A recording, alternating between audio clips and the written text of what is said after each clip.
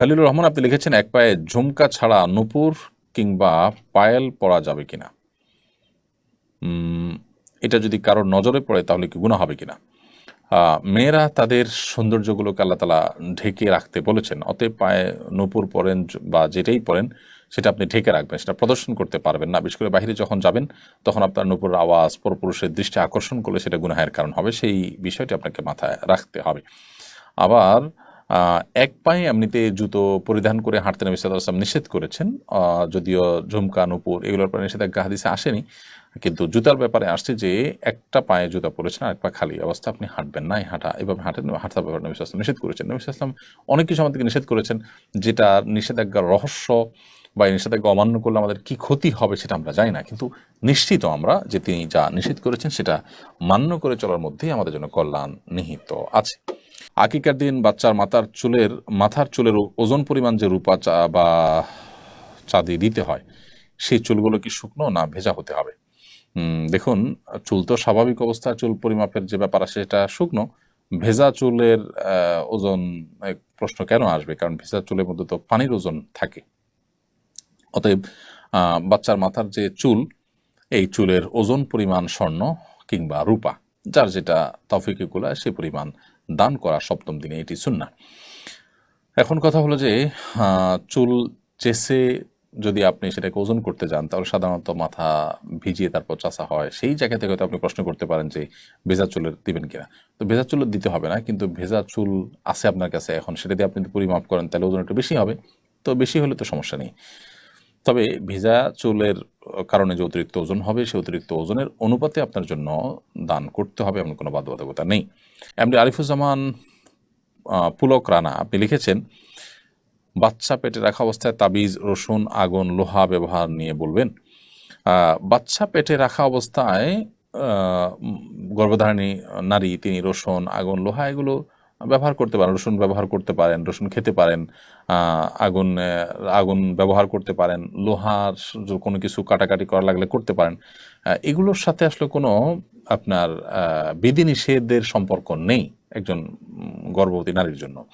আর তাবিজের বিষয়টি হলো যে নবী সাল্লাল্লাহু আলাইহি ওয়াসাল্লাম তাবিজ কখনো ব্যবহার করেননি, কাউকে দিতে বলেননি। তবে দুষ্ট জিনের উপদ্রব বা অন্য কোনো ক্ষয়ক্ষতি থেকে আত্মরক্ষার জন্য ঝাড়ফুঁকের শরণাপন্ন হতে পারেন, কোরআন হাদিসের আলোকে ঝাড়ফুঁক করতে পারেন, অন্য কারো কাছ থেকে ঝাড়ফুঁক নিতে পারেন, রুকিয়া শরঈয়ার আশ্রয় নিতে পারেন, মাধ্যম ব্যবহার করতে পারেন, সেটি ভিন্ন বিষয়। তবে তাবিজ নয়। আর এমনিতে সাধারণ জীবনযাপনে মানুষ যা যা করতে পারে একজন গর্ভবতী নারীও তা করতে পারে, তার জন্য আলাদা কোনো বিধিনিষেধ নেই। আমাদের সমাজে নানা রকম বিধিনিষেধের কথা বলা হয়, এটা কাটা যাবে না, ওইটা কাটা যাবে না, এটা ধরা যাবে না, এটা ছোঁয়া যাবে না, এগুলো সবই কুসংস্কারের জন্য কথা। এরপর প্রশ্ন হলো, আমার একটা মেয়ের সঙ্গে প্রেমের সম্পর্ক ছিল, তখন তাকে আল্লাহর কসম করে বলেছিলাম আমি তোমাকে বিবাহ করব, কিন্তু আমার বাবা মা সহ সকল আত্মীয় ওই মেয়েকে বিয়ে করতে নিষেধ করেছেন। আমি নিজেও তাকে আর বিয়ে করতে চাই না, এক্ষেত্রে আমার কোনো গুনাহ হবে কিনা? দেখুন,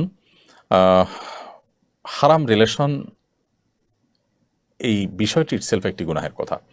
এখান থেকে তওবা করে ফিরে আসা দরকার, আল্লাহর কাছে ক্ষমা প্রার্থনা করা দরকার। এবং আপনি যদি কারোর সাথে শপথ করে থাকেন তাকে বিবাহ করবেন, তাহলে শপথ রক্ষা করা সম্ভব হলে শপথ রক্ষা করবেন। আর যদি মা বাবা আত্মীয়স্বজন সবাই আপনাকে নিষেধ করে সেই দৃষ্টিকোণ থেকে, সেক্ষেত্রে আপনি নিষেধাজ্ঞাকে, বিশেষ করে মা বাবার নিষেধাজ্ঞার কারণে সেটাকে আপনি মেনে চলবেন এবং তাকে বিবাহ না করার কারণে যে শপথ করেছিলেন সেই শপথের কাফারা দিবেন। শপথের কাফারা হিসাবে 3 দিন আপনি কাফারা হিসাবে 3 দিন রোজা রাখবেন, অথবা 10 জন মিসকিনকে একদিনের খাবার দিয়ে দিবেন। এটুকুর মাধ্যমে ইনশাআল্লাহ আপনি কসমের দায় থেকে মুক্ত হবেন। তবে হারাম রিলেশন যেটি আপনার ছিল সেজন্য আল্লাহর কাছে আপনার তওবা করে লজ্জিত হয়ে অনুতপ্ত হয়ে ক্ষমা প্রার্থনা করতে হবে, ইস্তেগফার করতে হবে, তওবা করতে হবে, সেটি ভিন্ন বিষয়। বিসিএস পরীক্ষা উত্তীর্ণ হওয়া সত্ত্বেও পুলিশ ভেরিফিকেশনে অনেককে বাদ দেওয়া হয়েছিল। অনেককে বাদ দেওয়ার কারণ তারা দিনদার পরিবারের বা প্রার্থী হাফেজ, তাদের ব্যাপারে এখনকার সরকার কি করা উচিত বলে আপনি মনে করেন?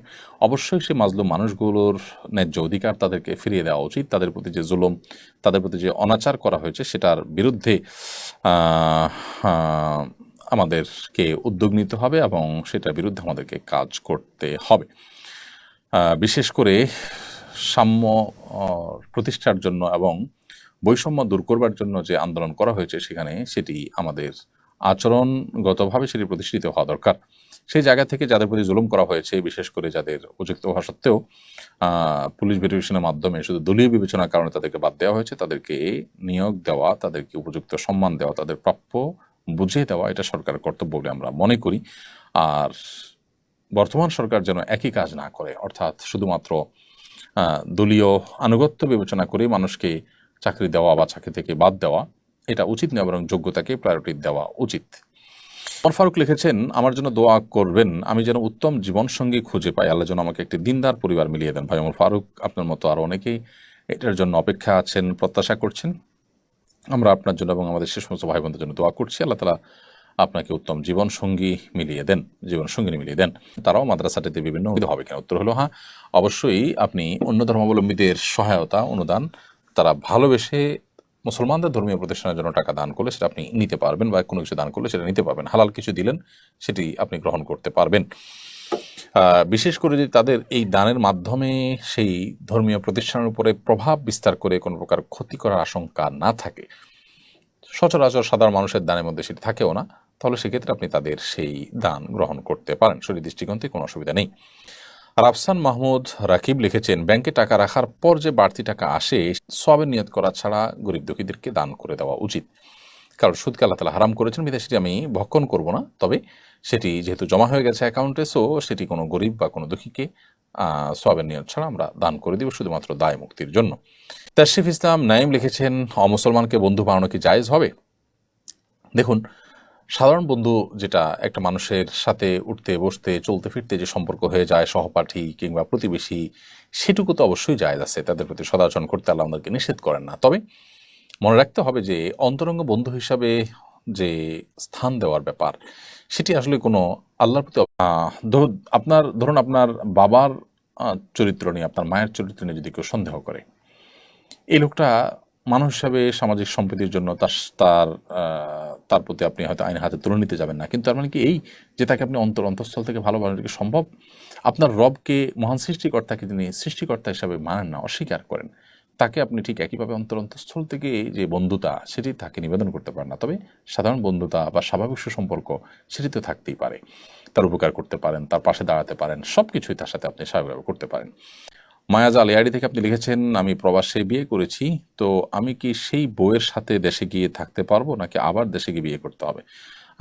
আপনি প্রবাসে কাউকে বিয়ে করলে দেশে এসে তার সাথে স্ত্রী হিসেবে বসবাস করবেন, দেশে এসে আবার কেন বিয়ে করতে হবে?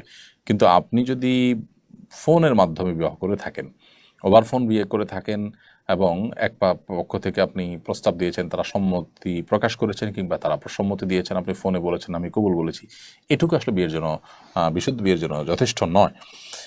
বরং এভাবে ওভার ফোন বিয়ে হতে হলে তাওকিলের মাধ্যমে, উকিল নিযুক্তকরণের মাধ্যমে হতে হবে। অর্থাৎ দেশে আপনি কাউকে প্রতিনিধি হিসাবে দায়িত্ব দিবেন যে আমার অমুকের মেয়ে অমুকের সাথে এত টাকা মহানা বিনিময়ে বিবাহের প্রস্তাব তুমি আমার তরফ থেকে করবা, অথবা তারা কেউ আমার জন্য বিবাহের প্রস্তাব দিলে তুমি আমার পক্ষ থেকে কবুল বলবে, তখন কেউ একজন আপনার পক্ষ থেকে কবুল বললো, ব্যাস এটুকু যথেষ্ট। ফোন কল, ভিডিও কলের মাধ্যমে, বিবাহের মাধ্যমে যে প্রতারণার সংখ্যা থাকে, সেটি কারণে এবং শরিয়ার আরও কিছু মূলনীতির আলোকে সরাসরিভাবে ওভার ফোন বিবাহ করা জায়েজ নেই।